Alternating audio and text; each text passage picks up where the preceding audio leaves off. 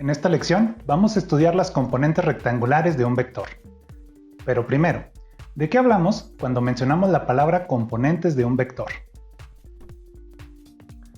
Pues recordemos de la lección pasada que los vectores son expresiones matemáticas que tienen magnitud y que tienen dirección, y que, a diferencia de las cantidades escalares, estos se suman según la ley del paralelogramo. Por ejemplo, el volumen, siendo una cantidad escalar, se puede sumar directamente. 2 litros más 3 litros es igual a 5 litros. Pero los vectores no se suman de la misma manera. Un desplazamiento de 2 kilómetros más un desplazamiento de 5 kilómetros no necesariamente es igual a un desplazamiento de 7 kilómetros. Ahora, una cantidad escalar se puede expresar como la suma de otras cantidades escalares. Por ejemplo, el número 10, que es una cantidad escalar, es equivalente a la suma de 7 más 3. Y existe una cantidad infinita de sumandos en los que se puede separar una cantidad escalar. 10 también es igual a 5 más 5, o a 4.2 más 5.8, o a 2 más 2 más 6. Pues con los vectores ocurre algo parecido. Por ejemplo, un vector A es equivalente a la suma de dos o más vectores. Los vectores, que sumados son equivalentes al vector original, se llaman vectores componentes.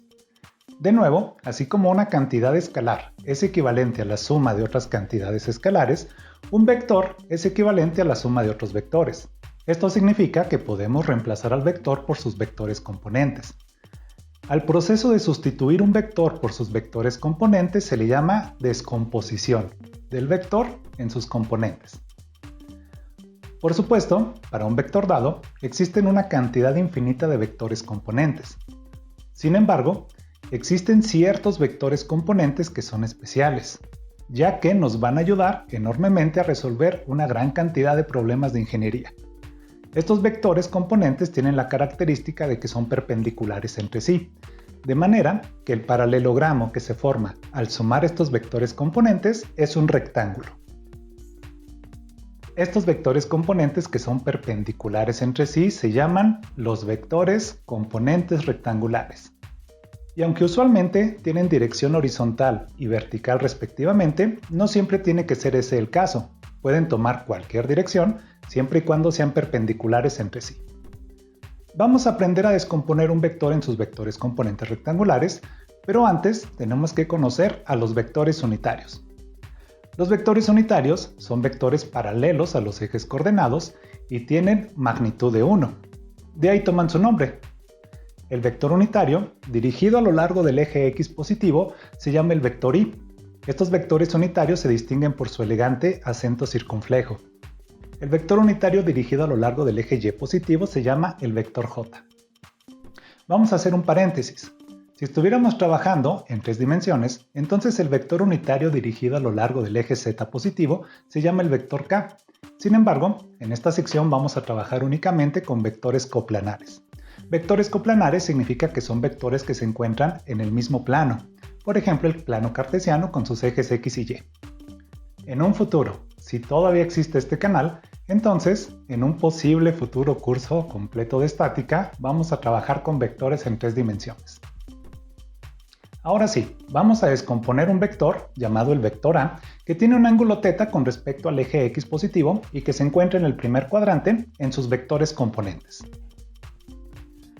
Primero, notamos que se forma un triángulo rectángulo con el vector A como su hipotenusa.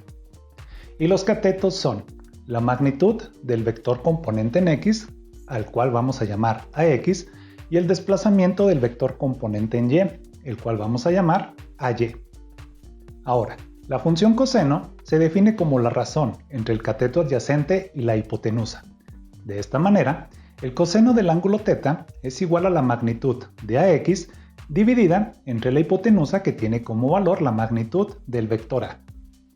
Despejando a X tenemos entonces que AX es igual a la magnitud de A multiplicada por la función coseno del ángulo θ. Para encontrar la magnitud de la componente AY, entonces vamos a utilizar la función trigonométrica seno. Dado que seno es igual a cateto opuesto entre hipotenusa, entonces la función seno del ángulo θ se define como la división de la magnitud del vector AY entre la magnitud del vector A. De nuevo despejamos AY y tenemos entonces que la magnitud de AY es igual a la magnitud del vector A multiplicada por la función seno del ángulo θ. Ahora bien, estos no son todavía los vectores componentes, dado que lo que estamos obteniendo son cantidades escalares.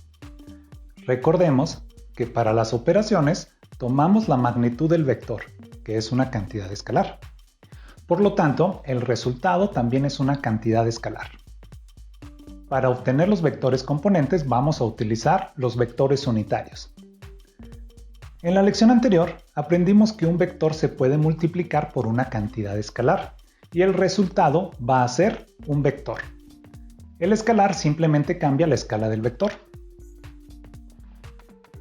Dado que la magnitud del vector unitario es 1, entonces la multiplicación de la cantidad escalar ax por este vector unitario y va a dar como resultado un vector de magnitud ax y que va a ser paralelo al eje x.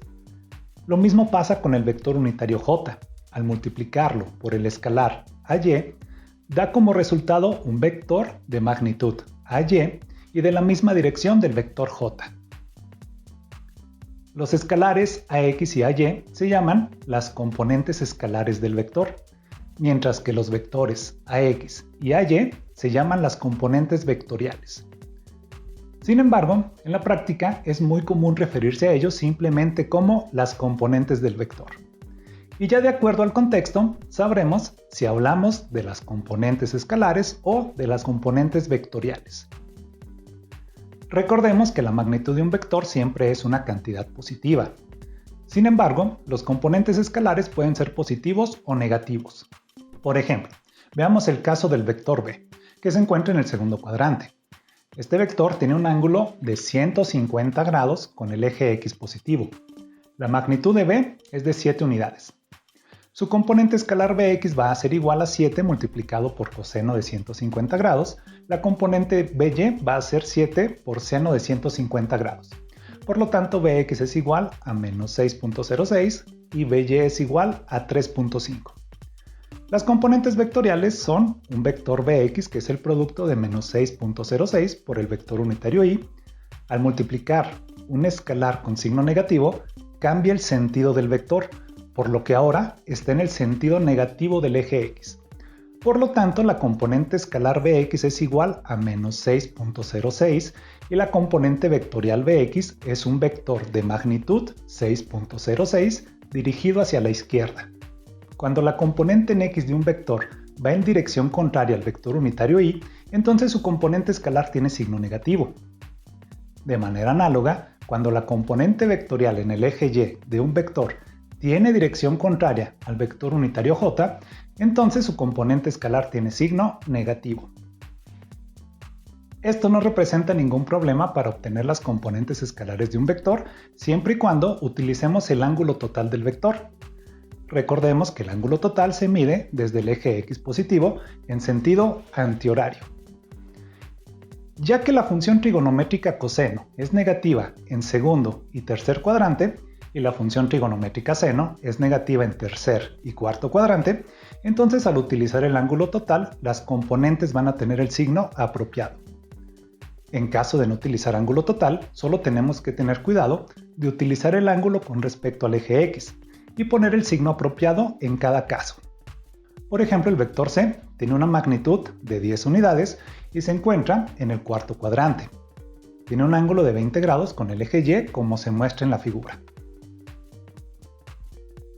Para descomponer este vector en sus componentes rectangulares, primero observamos que el ángulo con respecto al eje x es el ángulo complementario al ángulo de 20 grados, es decir, es un ángulo de 70 grados. Ahora, Cx es igual a 10 por coseno de 70 grados, esto es igual a 3.42, Cy es igual a menos 10 por seno de 70 grados igual a menos 9.4. Agregamos el signo negativo dado que la componente en y va hacia abajo y no estamos utilizando el ángulo total. Esto significa que el vector c, que podíamos describir como un vector de 10 unidades con el ángulo indicado, también es posible representarlo mediante sus componentes rectangulares. Es decir, el vector c es igual a la suma vectorial de 3.42 por i menos 9.4 por j. Las dos notaciones representan al mismo vector. Esta notación tiene la ventaja de que indica la magnitud y la dirección del vector. Y esta notación tiene la ventaja de que representa las componentes rectangulares del vector. Conocer las componentes rectangulares nos va a servir para utilizar un método analítico de suma de vectores, que se llama el método de las componentes rectangulares. Pero eso lo vamos a ver en la siguiente lección. Este video forma parte de un curso introductorio de mecánica clásica que está disponible en este canal.